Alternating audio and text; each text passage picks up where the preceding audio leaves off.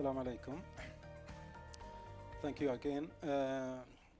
Again, as I said in the beginning, how many of you are interested in vaccine manufacturing? So 1, 2, 3, just 4. Thank you for coming. 5. Okay, so today I would like to talk about this small-scale trial vaccine evaluation against Staph aureus post-intramammary challenge. This small work was conducted in Boise and in Idaho State University in collaboration with Dr. Tinker and Dr. McGuire. And I was the one did the work with my colleague.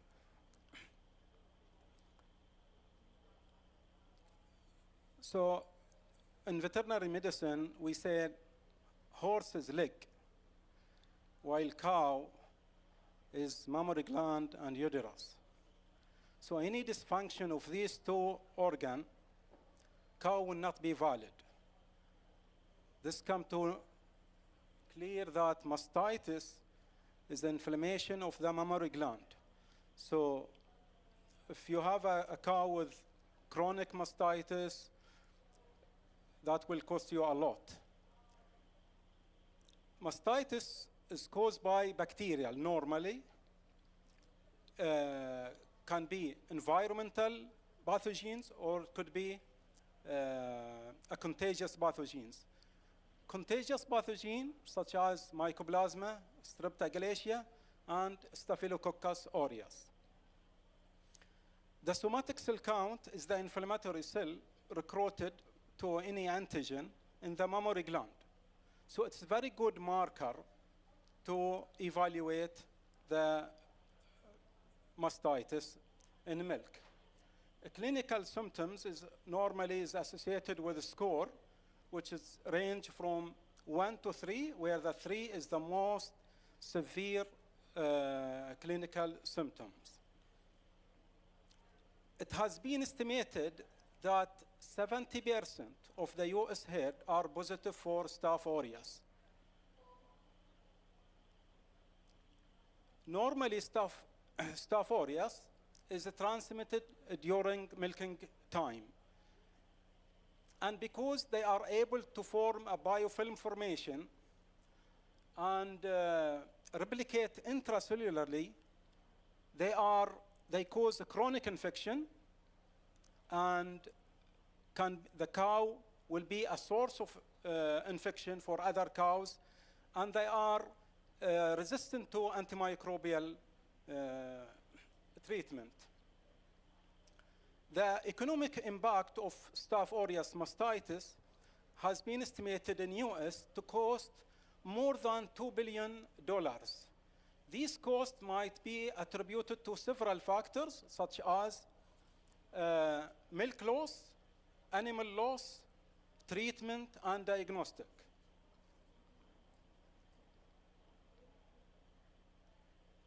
Therefore, effective vaccine will mitigate the cost due to mastitis for Staphylococcus aureus.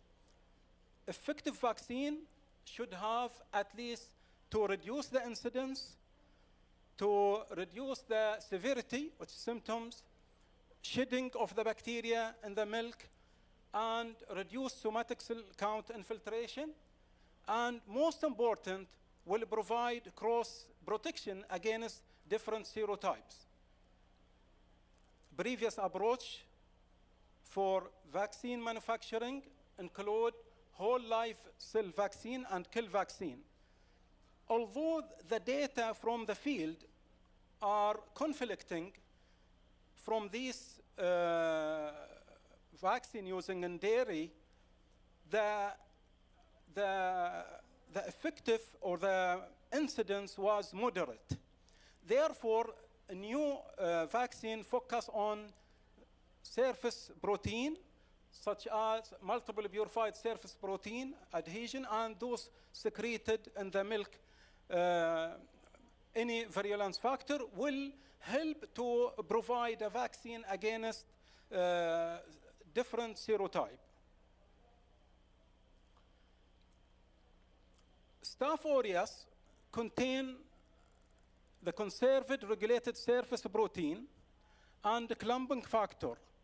These two components are surface exposure, and they are important in multiple mechanisms of pathogenesis, which is very important to provide for multivalent vaccine and will provide or necessary for another serotype protection. The immunity against Staph aureus is not well understood. However, because it is intracellular, induction of both humoral and cellular immunity will be very important to combat this bacteria. Cellular, such as neutrophil, CD8, T lymphocyte, CD4, and T helper 17, where humoral is from IgM, IgG2, IgA, and secretory IgA.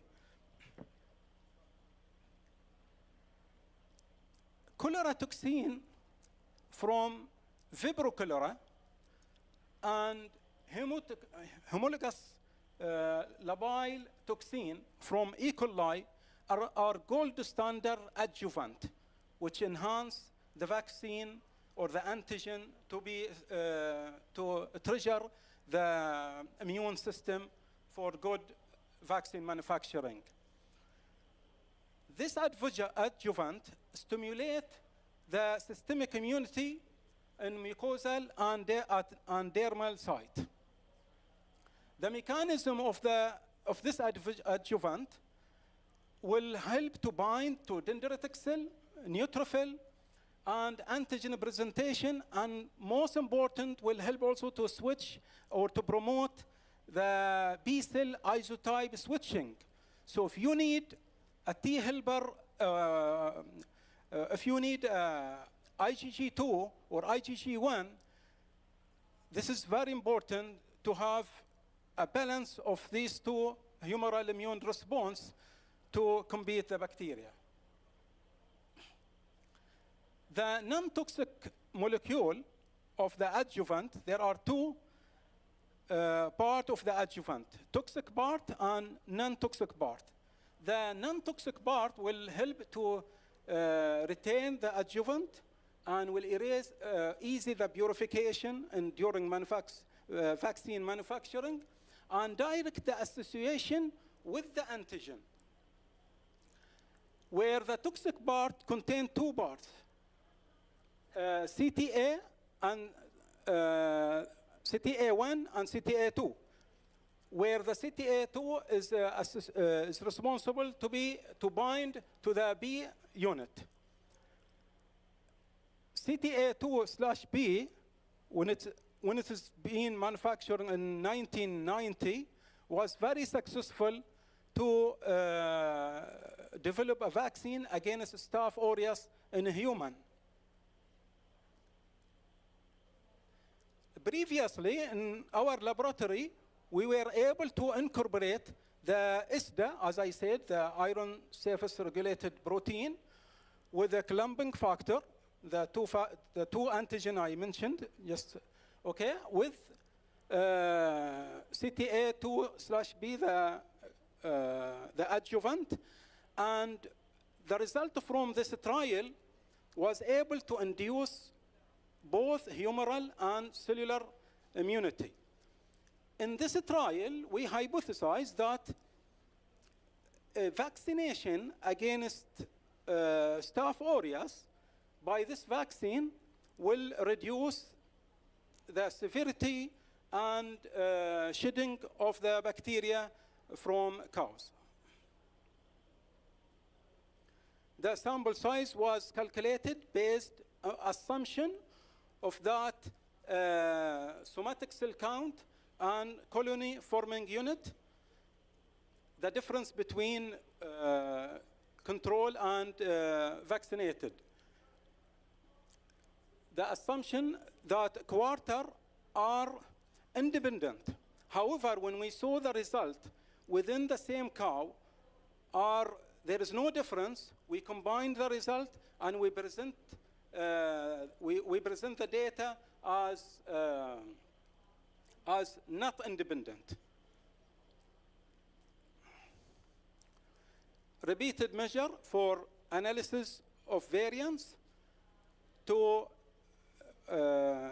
test the difference between vaccinated group and control group after adjustment with false determinant rate. And cytokine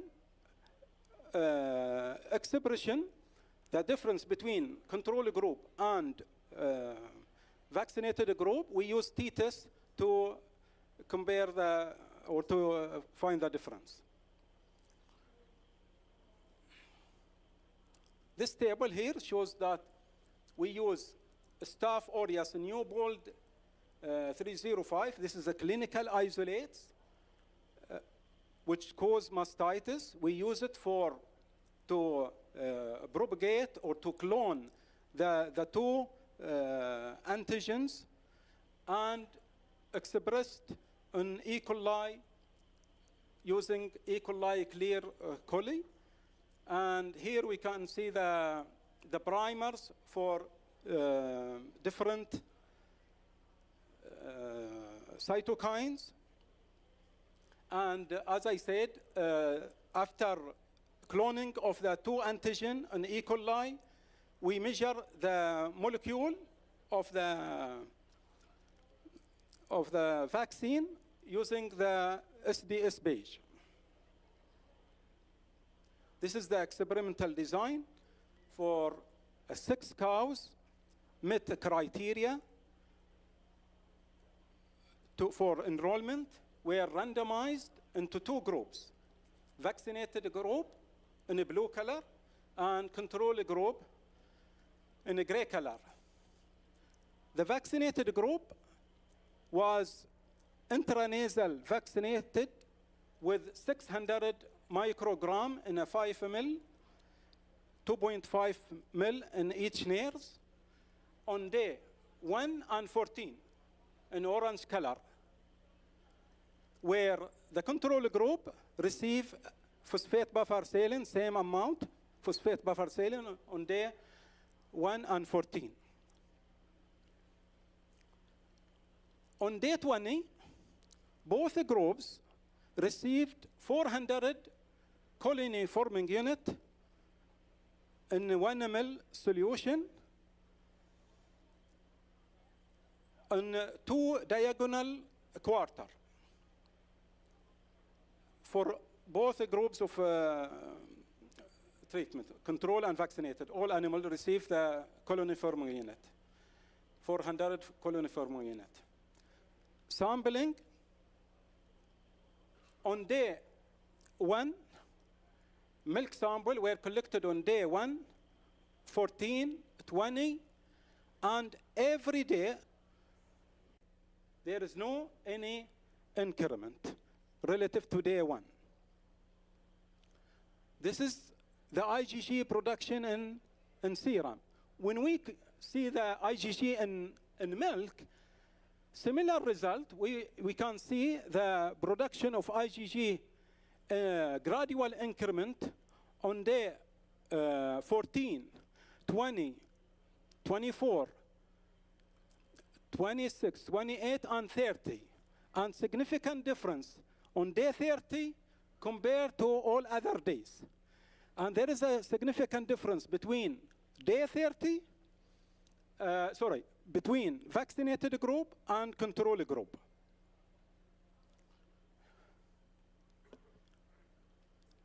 And you can see one thing here important, that the gradual increment is come after day 20. Mean there is a stimulation of the immune response toward the antigen after challenging. Compared to previous work, what we did, because we did not challenge, there was no significant increment, even though there was induction in our previous study. There was induction of IgG in milk and serum, but because we did not challenge the animal, there was no any increment after day after challenging day. But here, we were able to see a gradual increment after day 20 in IgG production. Similar for clumping factor, the other antigen we combined in our vaccine. Day 30, relative to other days I mentioned, significant difference, and significant difference between between vaccinated and control group. Where when we measure the IgG in response to the adjuvant itself, this is I switched the slide, but they did not change it. So there is no significant difference. So there is a mistake in this slide. I changed it, but they did not. Okay. Specifically, when we test a humoral and cellular immune response to see or to explore the T helper and T helper 2, so in a serum, we were able again to see the IgG1, significant difference, IgG1 in day 30 compared to other days. First in relative to day 1, and on day 30 relative to other 2 days, that day 20 and day 40, against the anti-SDA and clumping factor. Likewise, the IgG1 production, which significant difference in when we compare the vaccinated group on day 30 compared to control group, or when we compare day 30 to other days, day 20 and day 14. The largely production of IgG1 in towards both antigen indicate that the antigen stimulate T helper 2.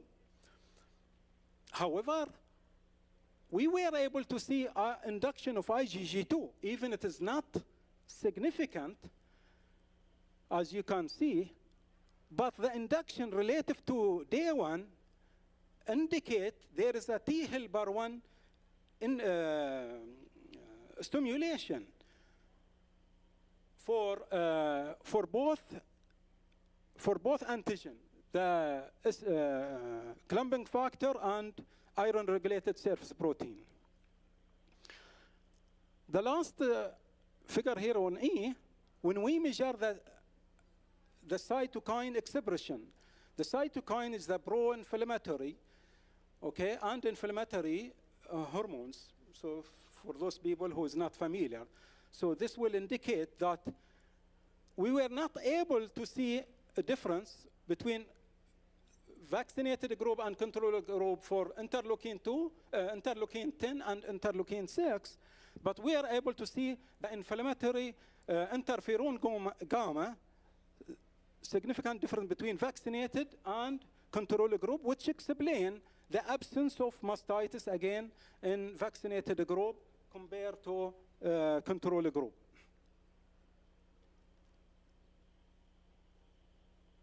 As I discussed during my talk, so I skipped that. So what we conclude from our study, so the result indicate the efficacy of the vaccine in reduction of somatic cell count, which again, very important in protection against mastitis using this vaccine. The development of vaccine to prevent mastitis would be very beneficial, as you know, and as I mentioned in the beginning, that cost is $2 billion in annual cost.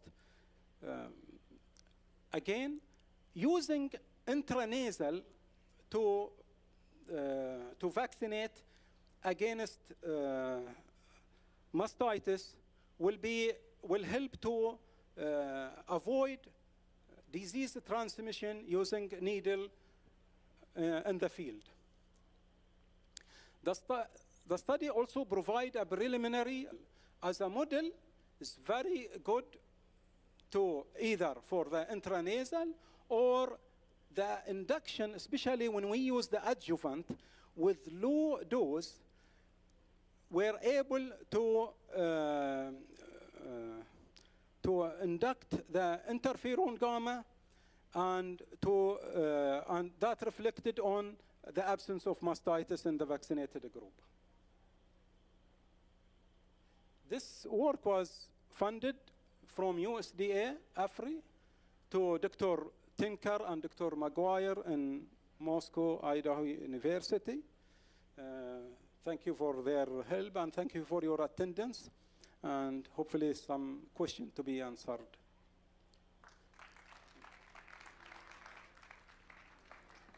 Thank you, Dr. Hussein, for all this valuable information.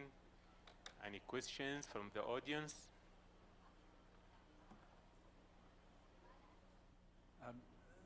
Just one with regard to mastitis.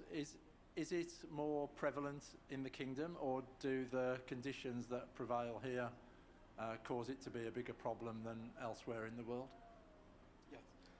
Mastitis is everywhere. Is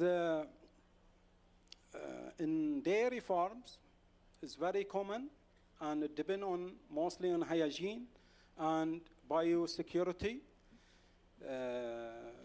That will help in reduction, and depending on the program that if they use vaccine, such as I mentioned in this presentation, there are 2 vaccines, and when I was working in dairy, I remember we use E. coli vaccine also, and normally will give some relief and decrease in the incidence and severity, but it is not 100%.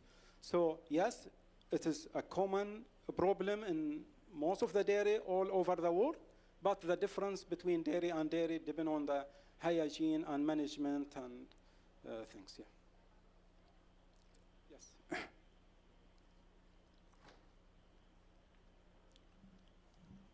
Thank you very much for the presentation. I'm mostly interested in the current treatment to prevent this kind of diseases.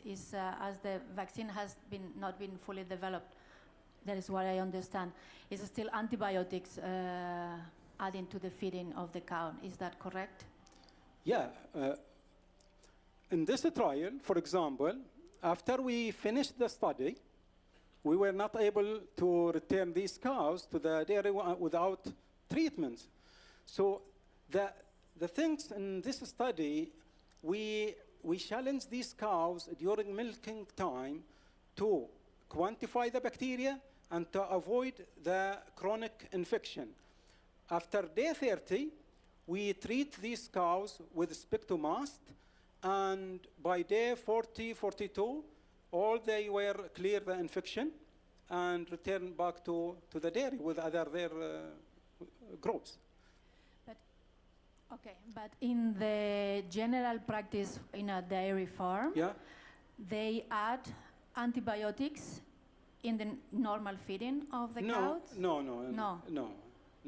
Up to my knowledge, no. But this is very costly, and there is no need to add antibiotics in their feed unless some trial or but.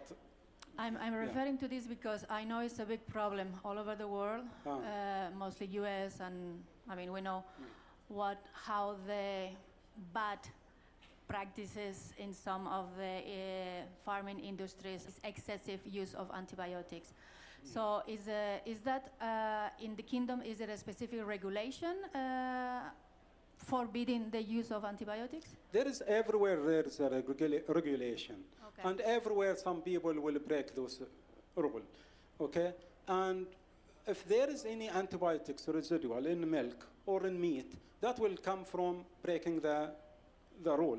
Okay. For example, if you treat the cows, there is a certain period called withdrawal period. So if you treat it for today for 3 days, or the time need for this antibiotic is 10 days, so you have to wait.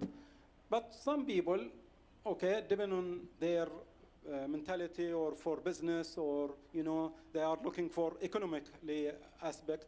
So they are hurried to return that cow to the milking area and will shed this antibiotic in milk, and even though it will be diluted in milk, but it will be harmful. It will be harmful. So the breaking rule everywhere. Okay. Yeah. Thank you very much. Yeah, thank you. Thank you.